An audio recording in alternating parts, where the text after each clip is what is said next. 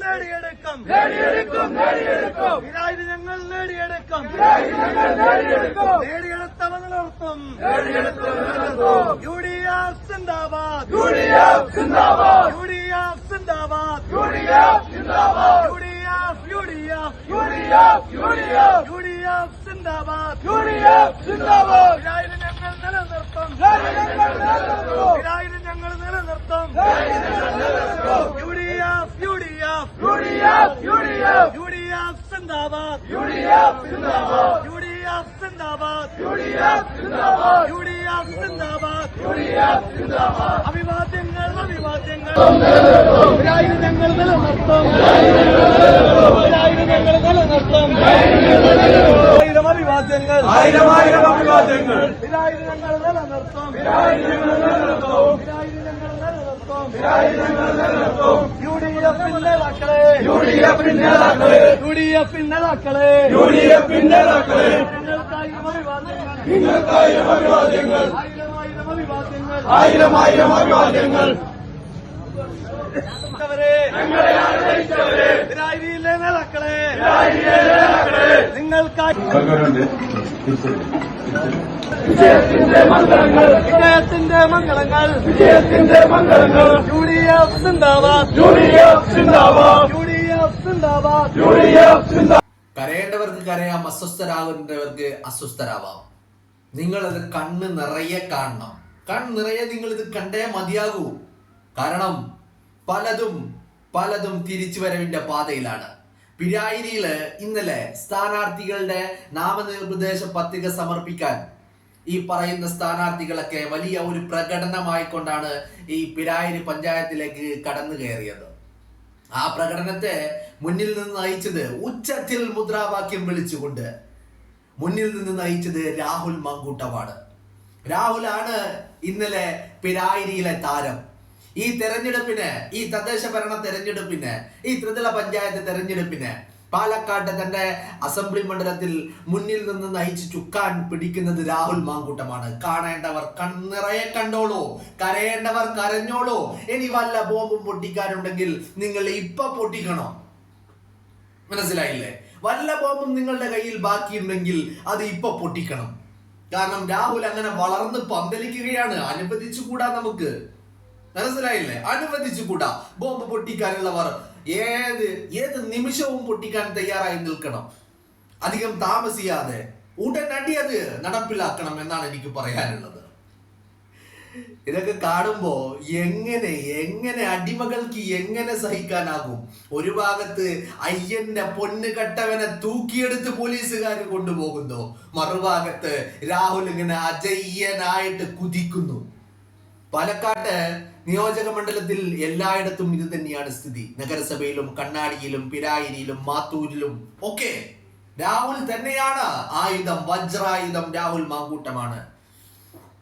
ഈ ത്രിതല പഞ്ചായത്ത് തെരഞ്ഞെടുപ്പിന്, അതിന്റെ പ്രചരണത്തിന് ചുക്കാൻ പിടിക്കുന്നത്, അതിന്റെ കടിഞ്ഞാൻ രാഹുൽ മാങ്കൂട്ടത്തിന്റെ കയ്യിലാണ്. കരയേണ്ടവർക്ക് കരയാം. നിങ്ങളിപ്പോ കണ്ടുകൊണ്ടിരിക്കുന്ന ഒരു വിഷ്വൽ നിങ്ങൾ കണ്ടുകൊണ്ടിരിക്കുന്നുണ്ട് അല്ലെ? നിങ്ങൾ കണ്ടുകൊണ്ടിരിക്കുന്ന ഈ വിഷ്വലിൽ എല്ലാം ഉണ്ട്.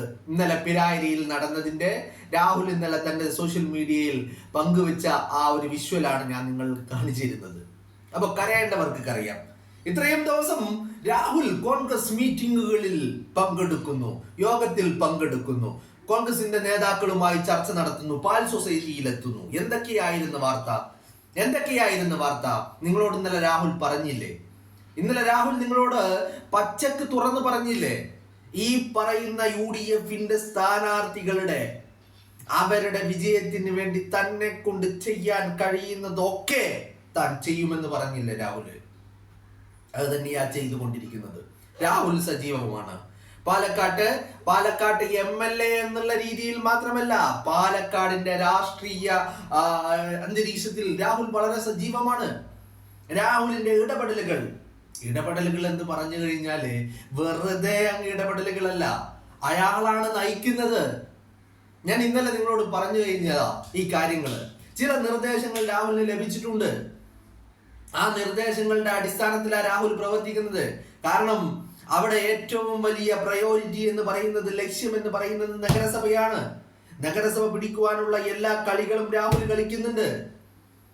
അതിന് രാഹുലിന് സപ്പോർട്ട് ആവുന്നത് എന്തെന്ന് വെച്ചാൽ ഈ പറഞ്ഞ 2024 നടന്ന ഉപതെരഞ്ഞെടുപ്പാണ്.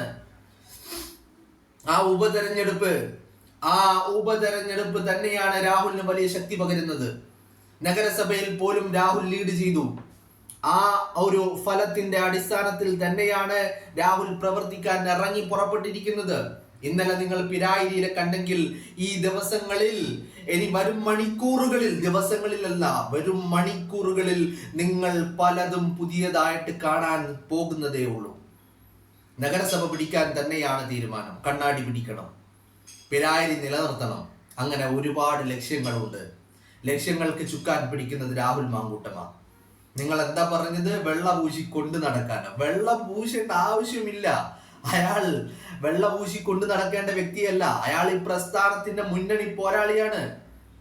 അങ്ങനെ വെള്ള പൂശേണ്ട ഗതികേടൊന്നും ഇവിടെ ഒരു കോൺഗ്രസിന്റെ പ്രവർത്തകനോ ഒരാൾക്കും അങ്ങനത്തെ ഒരു അവസ്ഥയിലേക്ക് എത്തിയിട്ടില്ല. കാര്യങ്ങൾ രാഹുലിനെതിരെ ഉയർന്നു വന്നിരിക്കുന്ന ആരോപണങ്ങൾ KPCC പ്രസിഡന്റ് പറഞ്ഞതുപോലെ തന്നെ പുകമറകൾ മാത്രമാണ്. ആ പുകമറകൾ മാത്രമാണ്. അതുകൊണ്ട് തന്നെയാണ് ഈ പറയുന്ന അന്വേഷണ ഉദ്യോഗസ്ഥർ, സ്വമേധയാ കേസെടുത്ത് അന്വേഷണം നടത്തുന്ന ഉദ്യോഗസ്ഥർക്ക് ഈ കാര്യത്തിൽ പെരുവഴിയിൽ നിൽക്കേ സ്വമേധയാ കേസെടുത്ത് അന്വേഷണം ആരംഭിച്ച പോലീസ് ഉദ്യോഗസ്ഥർ, അന്വേഷണ ഉദ്യോഗസ്ഥർ ഇനി എവിടെ നിൽക്കുന്നു? അവർ പെരുവഴിയിൽ നിൽക്കുകയാണ്. അന്വേഷണം പ്രതിസന്ധി ഘട്ടത്തിൽ നിൽക്കുകയാണ്. കാരണം ടിവിയിലും സോഷ്യൽ മീഡിയകളിലും കണ്ട ആരോപണങ്ങളുടെയും വാർത്തകളുടെയും അടിസ്ഥാനത്തിൽ ഒരു ആവേശത്തിനങ്ങ് ഇറങ്ങി പുറപ്പെട്ടതായിരുന്നു.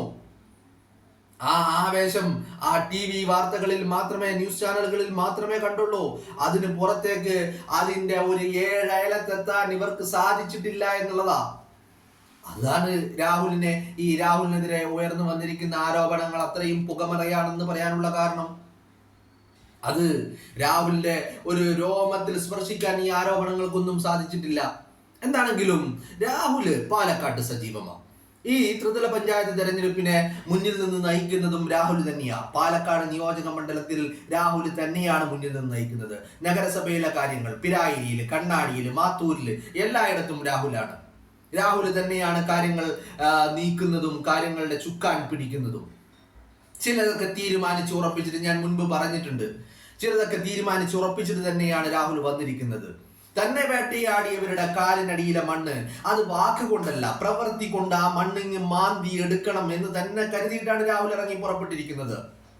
അതുകൊണ്ട് തന്നെയാണ് രാഹുൽ ഇന്നലെ പറഞ്ഞു വെച്ചതും പ്രയോറിറ്റി അത് നഗരസഭയാണ്, കണ്ണാടിയാണ് എന്ന് പറഞ്ഞാൽ CPM ഭരിക്കുന്ന കണ്ണാടി ഗ്രാമപഞ്ചായത്ത്, BJP ഭരിക്കുന്ന പാലക്കാട് നഗരസഭ, ഇത് രണ്ടും തന്നെയാണ് പ്രയോറിറ്റി എന്ന് രാഹുൽ പറഞ്ഞു വെക്കാനുള്ള കാരണവും അത് തന്നെയാ. ഈ രണ്ട് സ്ഥാപനങ്ങളും, ഈ തദ്ദേശ ഭരണ സ്ഥാപനങ്ങൾ അത് കോൺഗ്രസിന്റെ ഭരണത്തിലേക്ക് കൊണ്ടു ചെന്നെത്തിക്കുവാൻ രാഹുലിനെ കൊണ്ട് കഴിയുന്നതിന്റെ പരമാവധി അല്ലെങ്കിൽ അതിനപ്പുറത്തേക്ക് രാഹുൽ ചെയ്തിരിക്കുമെന്നുള്ള കാര്യത്തിൽ, പിടിച്ചടക്കിയിരിക്കുമെന്നുള്ള കാര്യത്തിൽ ഒരു തർക്കവും നിങ്ങൾക്കാർക്കും വേണ്ട. ഇന്നലെ ഇപ്പൊ ഈ പിരായിരിയിലെ ഈ സ്ഥാനാർത്ഥികളെ നാമനിർദ്ദേശ പത്രിക സമർപ്പണം അത് കാണുമ്പോ വല്ലാത്തൊരു ആവേശമാ. കാരണം എവിടെയോ കണ്ട് മറന്നതെന്നൊന്നും ഞാൻ പറയുന്നില്ല. കുറച്ച് ദിവസങ്ങൾക്ക് മുമ്പുള്ള രാഹുൽ, ആ രാഹുലിലേക്ക് ഇപ്പോ ഈ രാഹുൽ എത്തിച്ചേർന്നിരിക്കുന്നു. കഴിഞ്ഞ ദിവസം രാഹുൽ മാധ്യമപ്രവർത്തകരോട് പറഞ്ഞ മറ്റൊരു കാര്യമുണ്ട്. ഈ ഒരു വർഷം കൊണ്ട് ജീവിതം വല്ലാതെ മാറിയിരിക്കുന്നു. യെസ്, മാറ്റങ്ങൾ ഒരുപാട് സംഭവിച്ചിരിക്കുന്നു. ആ മാറ്റങ്ങളെയൊക്കെ വകഞ്ഞു മാറ്റി നിങ്ങൾ പണ്ട് ചാനൽ ചർച്ചകളിൽ കാണാറുള്ള, സമരമുഖത്ത് കാണാറുള്ള ഉശിരുള്ള പോരാളിയായിട്ട് രാഹുൽ തിരിച്ചെത്തിയിരിക്കുന്നു. പാലക്കാട് അത് ഇപ്പൊ കാണാൻ സാധിക്കുന്നുണ്ട്.